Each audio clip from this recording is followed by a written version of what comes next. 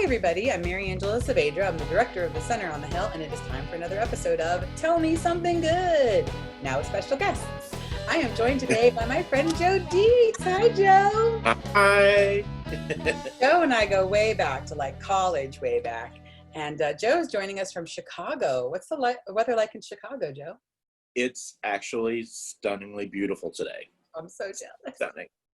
But from what I understand, we're getting like a heat dome, which is a scary new term I heard this week. So end of the week, heat dome. All right. If you had heat dome on your 2020 pandemic bingo sheet, you might win. Yeah. Yeah, heat dome. Yikes. Yeah, we're in the middle of a suffocating heat wave right now. It's all humid and like a blanket of wet sitting on you out there, and it's gross. But enjoy. That was last week. Yeah, enjoy your beautiful weather right now before the heat dome comes. Thank you. You've got good stuff coming. I'm sending it that way. Thank you. So for those of you just joining us, we are going to be using the game called Storywise, which is 144 thoughtful ways to bond with a fellow human. It's given to me by Atria Senior Living. I'm going to ask 3 questions. We're going to give our answers, and we're going to ask you to email us your thoughts at the end. So without further ado, let's get started. Here's the picture. Okay. And the question says, whether you feel angry, embarrassed, or amused when the joke's on you. And this is a great question because I pretend to be really angry, but the truth is I love a good joke. And even if the joke is on me, like it's fine. It's very hard for me to hold on to like being angry about it and not just seeing the humor in it and laughing. The example I'll use is when I was in high school. I had guy friends who loved to pull practical jokes on me. Like they loved it. They thought it was amazing. And it would crack them up all the time. And oftentimes it was, the joke was on me. Right. And I would get like really, really upset and then try to keep my angry face. And they would immediately register that I'm faking. And then just like, I'd start laughing. And the best one ever got me with actually involved my mother. And so all day, all before the show that we were doing together, they said, oh, I can't wait to see your mom. Like, we're gonna tell her all these things you've been doing. And like, we're going to make up lies about like, stuff you do that like would really make her mad. And I'm like, don't you dare. Like, don't do that. It's my mom. Like, stop it. Don't do that. Right. And they were like, oh yeah, no, like we're going to be like, we're going to use inappropriate language with your mom. And we're going to be really vulgar. And I'm like, oh my God, don't do that. Like, not my mom. Please stop. And they were like, oh yeah, we're going to do it. And so the show happens. And at intermission, they're like, oh, yeah, we saw your mom. Like, oh, she is mad. Like, I think we really offended her. Like, you're in trouble because we told her some stuff. And then we're in trouble because we said some bad things. And I'm like, you did not. And they're like, oh, no, yeah. Like, no, we did. Like, we're super sorry about how much trouble you're about to be in. And I'm like, okay. And then the show ends. And I go see my mom. My mom's like, congratulations, honey. And she hands me the flowers. She's like, I need to talk to you about your friends. And I was like, what about them? And then she was like, I don't want you to associate with those boys anymore. They are like wildly inappropriate, and they're so bad. I can't even talk about what they said to me. It was absolutely inappropriate. And they said some things about you that I just hope are not true. I mean, and she's like really mad. And she's like, I forbid you to see them ever again. And I'm like, what in the world? So like I run into the theater, right? And they're like, striking down things from the show. And I'm like, what did you say to my mom? And they immediately start laughing and laughing and laughing. And I was like, she's so mad. She says I could never talk to you again. And they're like, you're talking to us now. And I'm like, not the point. Like, what did you do? And they're cracking up and they're pointing behind me. And I turn around and there's my mom just laughing hysterically. And I was like, what is going on here? And I was like, I don't know.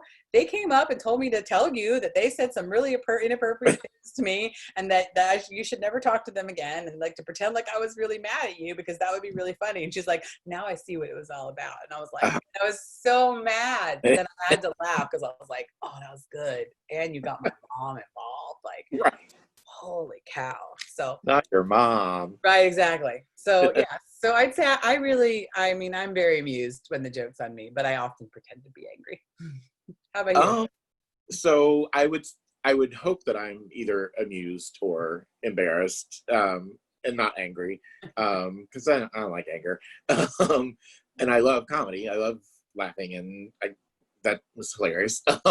So I would hope that I am amused and just kind of like roll right into it with them, and maybe give as good as I get back or something, like paybacks. But yeah, I can't think of a specific thing other than like people scaring me. Like I I'm kind of a reactor when people scare me. And immediately like my body starts burning and I'm on fire. So maybe there's a hint of anger at the very beginning. But then when I realize that I am not in danger, then I think it's great. Like I love to be scared. I love scary movies. So I don't know why someone scaring me would make me angry. So that's the only thing I can think of. Maybe I used to work with a guy that would he was the quietest person in the world, and you would just be standing there and you turn around and he'd be like right there. And maybe he's been there for like 3 minutes just waiting. Yeah. And so he would film it sometimes, scaring people. So yeah, like I tend to feel like I'm more amused by it, maybe embarrassed by it, depending on who the audience is. But yeah, not really, hopefully ever angry, and not for long if I am. That's great. Yeah, no, totally agree. And yeah, I will say that I am definitely angry if I get scared. I do get scared. That's my Oh, really? Yeah, I get scared. Anyway, all right. So let's do our second. And there we go. Okay. And a guitar, kind of at a party, whatever. And this one's for you to start first. This says, the one thing you want people to remember about you. Oof. Honestly, the thing that probably comes to mind is I hope people know I tried. Like, no matter what it was, like, tried to be nice, tried to be a good person, tried to do the right things. So, and the reason why I kind of have an answer like that for this, James Lipton, I always used to watch Inside the Actor's Studio, and he would ask those questions at the end. And like the question about what would you want God to say to you or whoever to say to you after you die, it's that, I put you through some crap. You really gave it a good shot. You tried. So I think that's what I would like, that people just remember me fondly, perhaps, and just know that I try. Yeah, I love it. That's great. I mean, I'd want people to remember that, that I really cared, like, about them. So if they knew me, I mean, even if you only knew me casually in passing, like I often talk about how people tell me like I've never met a stranger. Like, usually if I meet somebody and I talk to somebody, they remember me. It's the perk of having a name like Mary Angela that other people don't have. Right. If you've met Mary Angela, like, Mary Angela. So, I'd like them to remember that, I am a very caring person, and that I do, everything I do is done with a lot of thought. Like I don't often react or do things impulsively so much. Right. I do think things through, and I'm often, as just living my life from kind of a 10,000 foot view, I'm often, before I make decisions, looking around and being like, how is this decision going to impact the 50 things around me? And so I really care. So I'm hoping they'd remember that. I'm hoping they maybe remember that I'm like really friendly. Yeah. That's how I'd like to be remembered. She's really friendly and she cared about people. Like, yeah. I feel like you're someone that if someone goes into a room and doesn't know anybody, you'd be one of the first to kind of approach and be like, hey, so what's your story? This is what's going on. Like, I've always got that vibe from you. Probably why we talked in the beginning even. So yeah. But yeah, I would agree with that. And I think that is something lovely about you. Thank you. You're welcome. Fun side story. I do remember you coming to sing at my high school before I started college. And I remember watching you in that performance and thinking you were somebody that would be interesting to know. And that was before I even knew I was coming to that college, where I was all like, that person seems very fun. And I think I would really like to know that person. And then of course, shuffled it away in the back of my mind. And then Right, right. college, I was like, oh, look, there's that person that I thought would be fun to know. I should know that person. So, Yeah. which leads us into our next question. Oh, segue. It is segue. Here we go. Oh, These two people, lovely, like 60s prom, awesome corsage yeah. dress combo. And this question says whether people come into your life, whether you think people come into your life for a reason. And my answer is yes.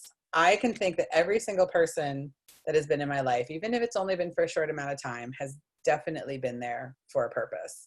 And things like what I just described, like seeing somebody before meeting them, has happened to me so many times in my life that I can't, it can only be explained by like, there's a reason I'm supposed to know this person. One of the earliest times I remembered was actually like in 9th grade. I was at a new school, didn't know anybody, walked into an English class and sat down, and there was a girl like maybe 6 seats ahead of me.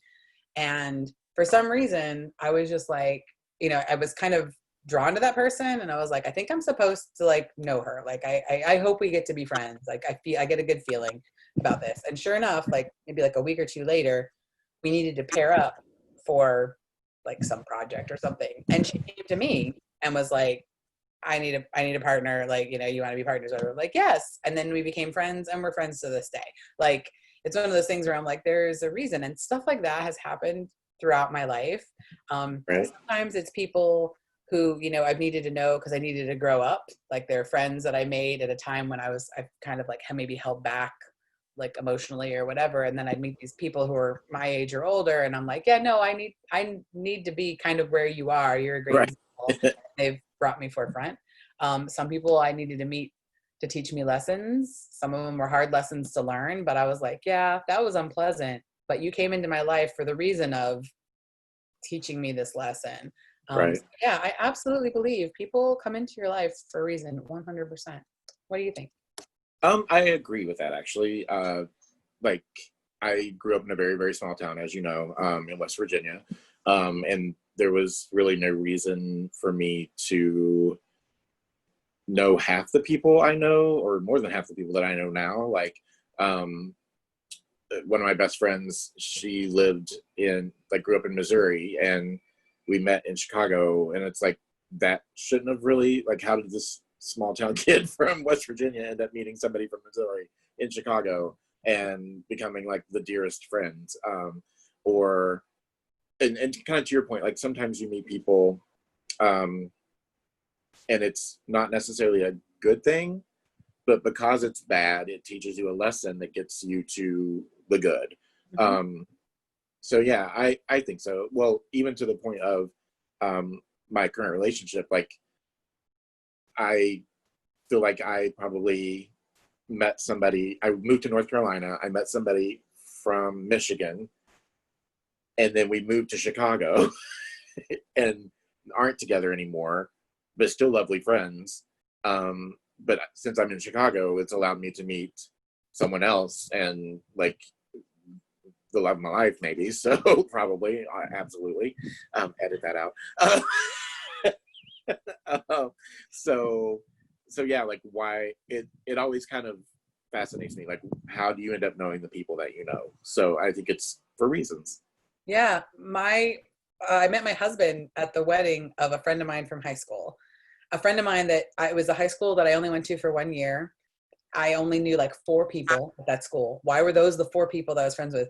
When I met her, I was a senior and she was a freshman. So the odds of us actually being friends should have been incredibly slim to none. But for whatever reason, we had this like amazing connection, stayed friends all of those years. And then, fast forward almost 22 years later, she gets married and is like, I want you to come and sing, and I'm going to ask this guy to come and play guitar, and you guys and then I met him. And it turns out we went to the same high school. So he was in the school with me that year and was friends with her and other people in my social circle, but we never met then because it wasn't the right time. And so like, then I met him and now we're married. So yeah. Yeah. Absolutely.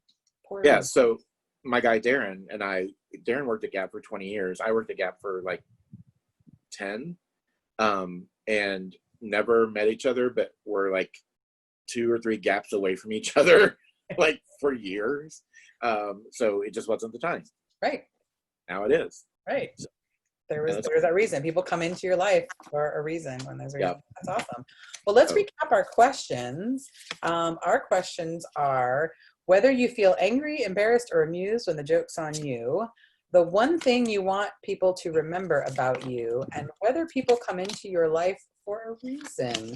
Please email your thoughts to me at msaavedra@chestnuthillpress.org. That's msaavedra@chestnuthillpress.org. Or leave your responses in the comments below and join the conversation. Thank you so much, Joe, for being with us. Oh my gosh, thank you. It was fun. We really appreciate it. Enjoy that cool weather while we're sweltering here in Philadelphia. And thank you so much for watching. Have a great rest of your day, everybody. Bye.